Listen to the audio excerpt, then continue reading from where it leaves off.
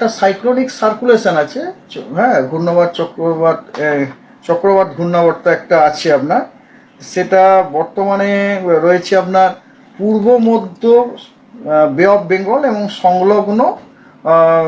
উত্তর উত্তর পশ্চিম বে অফ বেঙ্গলে, নর্থ অন্ধ্রপ্রদেশ কোস্ট থেকে একটু দূরে আর কি। ঠিক আছে, দেখুন কালকে ছিল সাউথ অন্ধ্রপ্রদেশ কোস্ট থেকে একটু দূরে ছিল, আজকে একটু নর্থ অন্ধ্রপ্রদেশ কোস্ট থেকে একটু দূরে চলে গেছে, মানে সিস্টেমটার একটু শিফটিংটা নর্থের দিকে হয়েছে।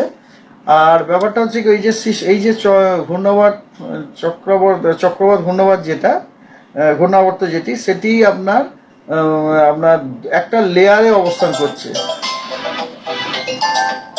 একটা লেয়ারে দেখা যাচ্ছে। সেই লেয়ারটা হচ্ছে আপনার সমুদ্রপৃষ্ঠ থেকে 3.1 থেকে সমুদ্রপৃষ্ঠ থেকে 7.6 কিলোমিটার পর্যন্ত যে লেয়ারটি, ওই লেয়ারটিতে ওটি রয়েছে। এবং আর একটা ইম্পর্টেন্ট ব্যাপার যে এই যে এর অক্ষটি আপনার উচ্চতার সাথে সাথে দক্ষিণ পশ্চিম দিকে ঝুঁকছে। This is a good sign as sir.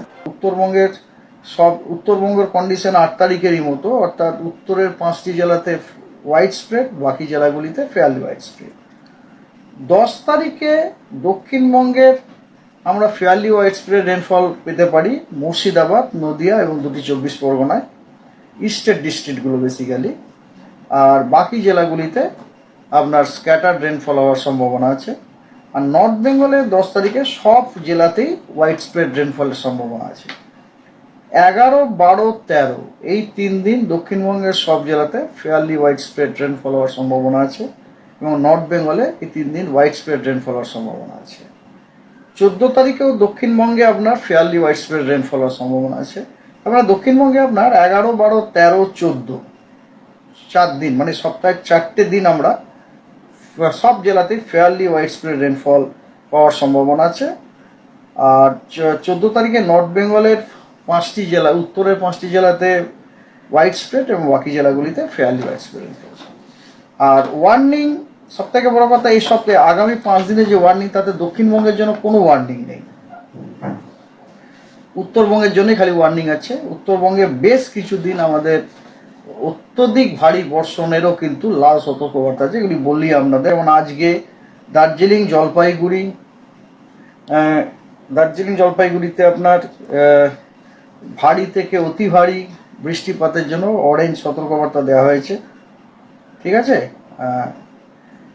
আর ভারী বৃষ্টিপাতের যে কমলা সতর্কবার্তা দেওয়া হয়েছে সেটা খালি আজকে দার্জিলিংয়ের জন্য আছে। আর ভারী বৃষ্টিপাতের জন্য যে ইয়েলো সতর্কবার্তা আছে সেটা হচ্ছে জলপাইগুড়ি এবং আলিপুরদুয়ারের জন্য। এবং বাকি সমস্ত জেলাগুলিতে আপনার থান্ডারস্টর্ম অ্যান্ড লাইটনিং এর সতর্কবার্তা দেওয়া আছে, এক্সেপ্ট সাউথ দিনাজপুরের জন্য কোনো সতর্কবার্তা নেই। 9 তারিখে নর্থ বেঙ্গলের জলপাইগুড়ি, আলিপুরদুয়ার এবং কোচবিহারে ভারী বৃষ্টিপাতের হলুদ সতর্কবার্তা দেওয়া আছে। আর দার্জিলিং, কালিম্পং, জলপাইগুড়ি এবং উত্তর দিনাজপুরে বজ্রবিদ্যুৎ সহ বৃষ্টির সতর্কবার্তা দেওয়া আছে। 10 তারিখে আলিপুরদুয়ারে অত্যধিক ভারী বর্ষণের লাল সতর্কবার্তা দেওয়া হয়েছে, এবং দার্জিলিং, কালিম্পং, জলপাইগুড়ি এবং কোচবিহারের ভারী থেকে অতি ভারী বর্ষণের কমলা সতর্কবার্তা দেওয়া হয়েছে।